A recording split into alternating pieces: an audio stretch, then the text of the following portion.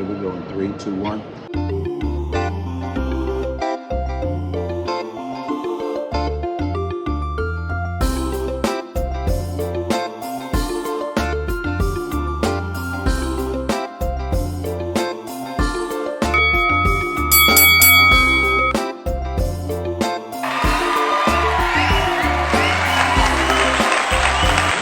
What's going on, everybody? Welcome to today's episode of Behind Closed Doors. I'm Glenn P. Brooks Jr., author, speaker, and relationship coach. And sitting right here next to me is the lovely light-skinned Cherie Brooks Jr., author, speaker, and relationship coach. Rediscovering our purpose together, how Panama gave us a fresh perspective on life. So, babe, one of the things that we are wanting to talk about today is this idea of shifting your perspective. You and I have been married 25 years in a row. And for the last year and some change, we've been living here in Panama City, Panama.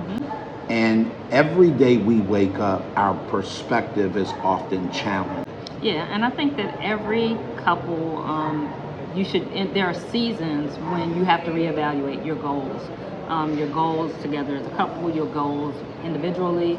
And I think the thing for us here moving to Panama, it gave us an opportunity. We would annually kind of do a reevaluation, but being here in Panama really helped slow us down and helped us to be able to really reflect and reassess what really mattered to us as a couple.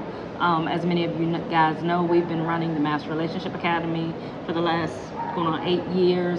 So we've been doing that, serving couples and working with people. And, you know, over the course of our relationship, we've always been involved in working with people. But I think it was time for us to make some shifts, to shift some things. And being here gave us the opportunity to truly just kind of pull back and be still and really, really hear from God. Babe, I think that's real good because I think a lot of times we find ourselves so busy in the hustle and bustle of day-to-day life that it doesn't really allow us to think.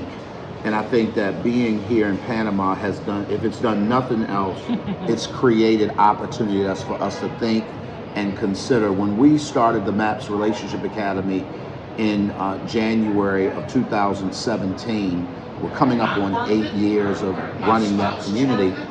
The idea was to create a community that could help marriages and parenting relationships grow with great intentionality. We had just moved shortly, maybe a few years prior to that, and it was a community that we needed. We needed a community of people that we could grow with. And I think that when it comes to your goals as couples, oftentimes if you don't start out with what it is that you value, what it is that you care about, you can find yourself all over the place as a couple, and then now you find yourself, quote, growing away from each other or growing apart. How many times have you heard that one? Like, I'm no longer, I love you, but I'm no longer in love with you because our interests have grown apart. Right, and if I can just backtrack real quick, when we talk about rediscovering your purpose together, first you guys have to identify what your purpose is together. Not every couple is going to work together, but I think that every couple, there's a purpose in your union. For sure. Together. And one thing that we practice with our couples is them being able to sit down and come up with what is your vision for your family. And whatever that is, whether it is serving other people, whatever it is, every couple, every family, there is a purpose. And as life comes along, as you mature, as you grow, as seasons change, that purpose will change. And so you have to be able to take some time, set aside time to be able to reflect and figure out, okay, so this is where we were going. Are we still moving in that direction? Is something different? Are we moving in another direction? And being able to come together. Because if you're just in a marriage and you're just in a marriage, there's no purpose, there's nothing driving it other than we love each other. That's going to get old. It's going to get real old. Fast. But if you guys share a common goal that you're working towards, and like I said, it does not have to be necessarily a business or a ministry or anything like that, but there's a goal that you guys are working towards, then that sense of commonality, that goal will help to drive your relationship. When I think of us, I think of our very simple goals and values and sort of mission statement that we kind of had, and it was simply to grow old together. That was our mission. We done that. You have to understand that Cherie and I both have been married before, and we didn't grow old with those people. We certainly didn't grow together with those folks. And I think that as a result, the outcome of that was what it was. Today, now 25 years into this relationship, we have successfully been able to say, we've grown old together, definitely. yeah, for sure. It's funny because when we look back at pictures and different things of, stuff we've gone through, y'all, we got history. Right. And I want to encourage you guys, and we want to talk a little bit about some of the things that we're doing now and where we're going as a result of having got to this place. Mm-hmm. And if you feel like that you want to come along for this ride, we certainly want you to really check in and do that. Right. So for us, one of the things that really helped us to reevaluate what our purpose was, living abroad, we realized there's really a need for community. Now, we had experienced this when we moved to Atlanta and we were away from our central core of support.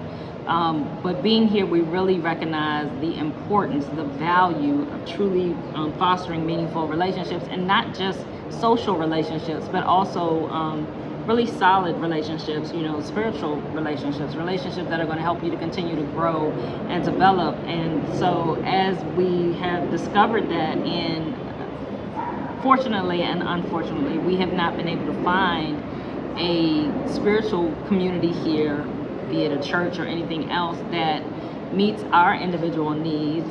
We've decided that we're going to launch our own community. And I think we talked about this on an episode. We'll put it up in the chat here, or we'll put the link down in the chat.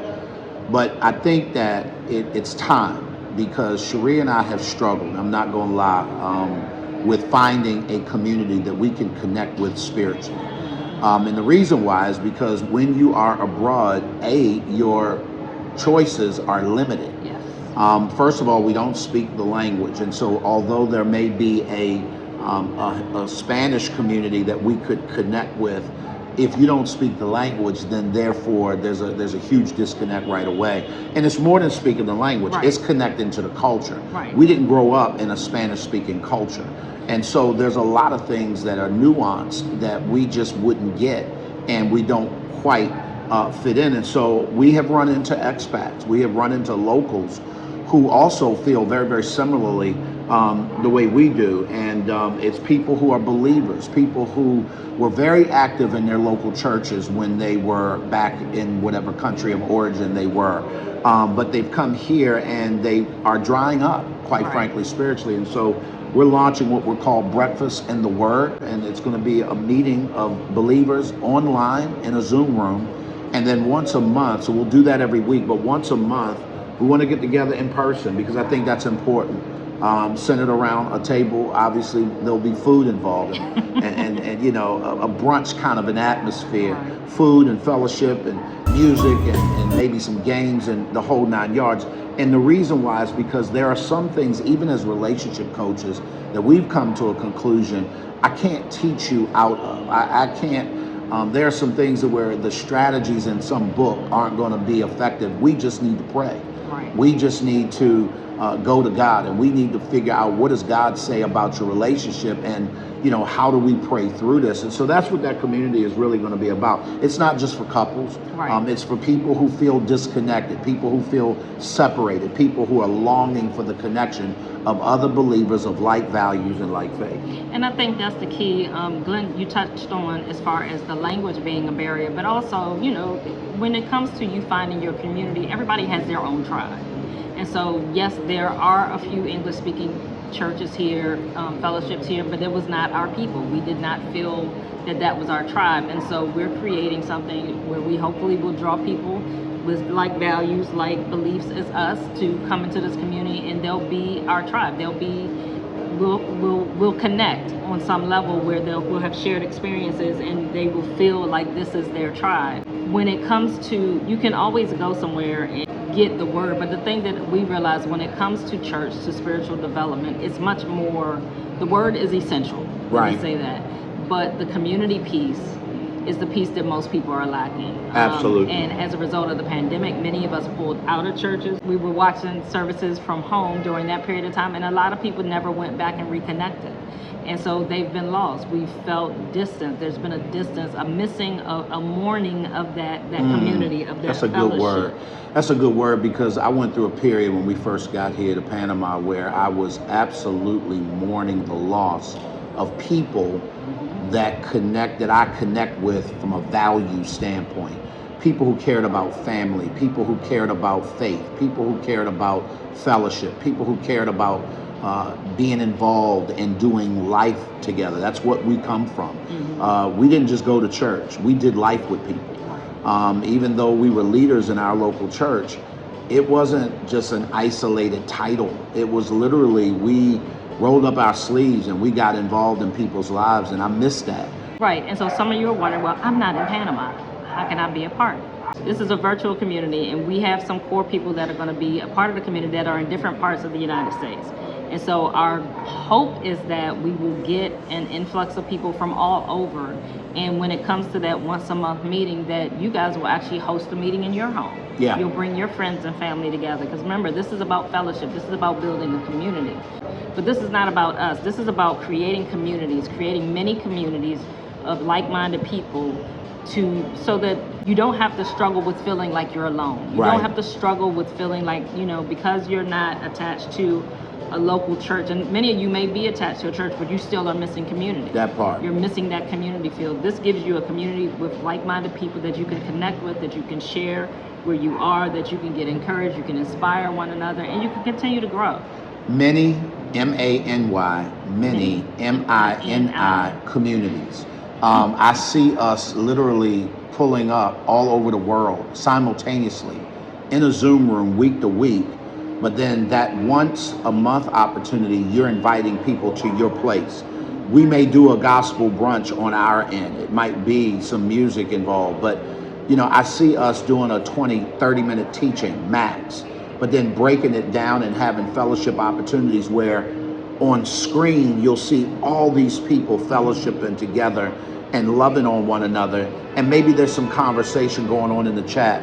I see it creating an opportunity where now, once a quarter or so, we're visiting either in the US or you guys are coming here for some regional or world meetup where we are literally doing life together in spaces and in places that really make a difference. These spaces, I think, are going to be integral, y'all, to people growing in connection with each other that makes a difference. Cherie, one of the things that we're realizing here in Panama is that when people go through and they don't have people to go through with, that's a sad situation. Right. Because I don't think that people were meant to go through by themselves. Y'all hear me say this often, that in order to get to any place of significance, you're going to need help. We all need some help. I believe God created us that way. I believe that God created us to be interdependent, not independent, not dependent, not codependent, but interdependent. That's why the Word of God talks about how can the nose say to the ear that I don't have need of you, right? Because the truth of the matter is that you cut off one of those senses, then you got a challenge, and they all work together. Right, and I think this is really about helping people not to feel lost. And I think the word you use is, this is for those that feel separated. You may have been a part of a fellowship, you may have been actively involved, but now for whatever reason, whatever your circumstance, you feel separated. We no longer want you to feel separated. We want you to find your tribe, we want you to find your community so that you don't feel alone anymore. The other thing is that there are people who are very much connected. And one of the reasons we're doing this on a Saturday morning is you're very much connected to your local fellowship, and you are actively involved on a Sunday morning in your local fellowship. We want you to continue to do that, because this is not designed to compete or replace that. As a matter of fact, what we really see is us coming alongside of organized entities, churches, nonprofits, people and entities that are doing some really good, cool stuff. And what does it look like for us to raise awareness to that? What does it look like for us to raise funds? What does it look like for us to be able to help supply resources if there's a situation where we can speak to that, or we know some people in the area that can help you pull off a thing?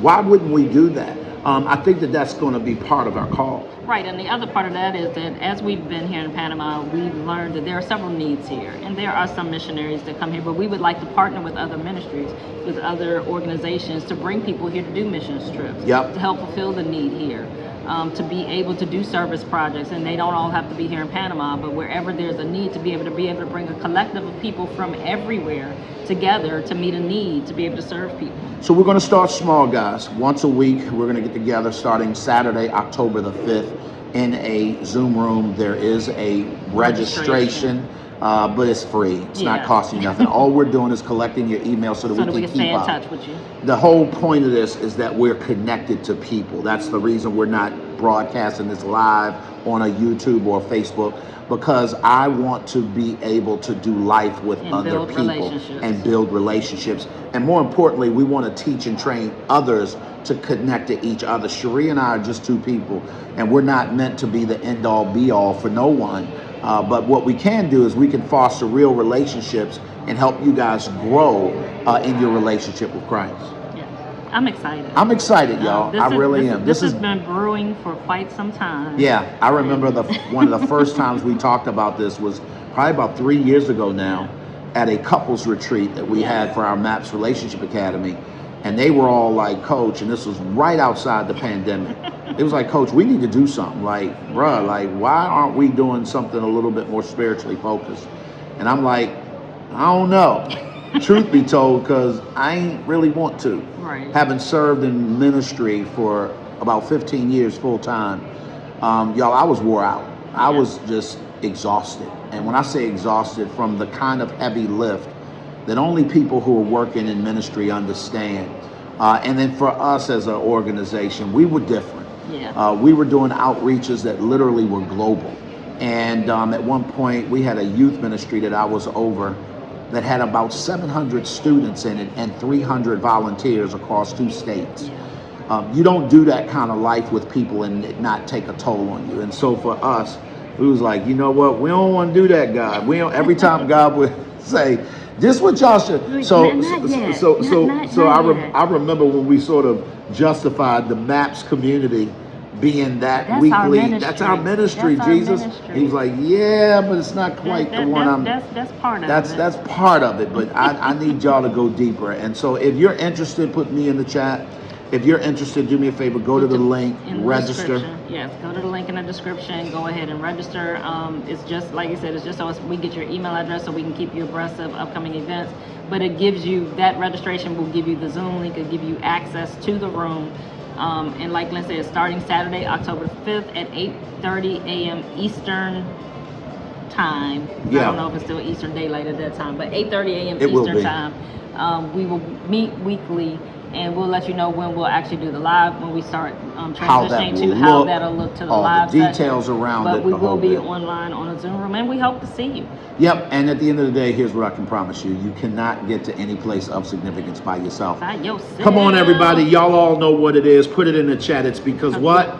We all need some help. Some help. Y'all be good, and I look forward to seeing you guys in the Zoom room Saturday, October the 5th. Y'all be good. We'll talk soon.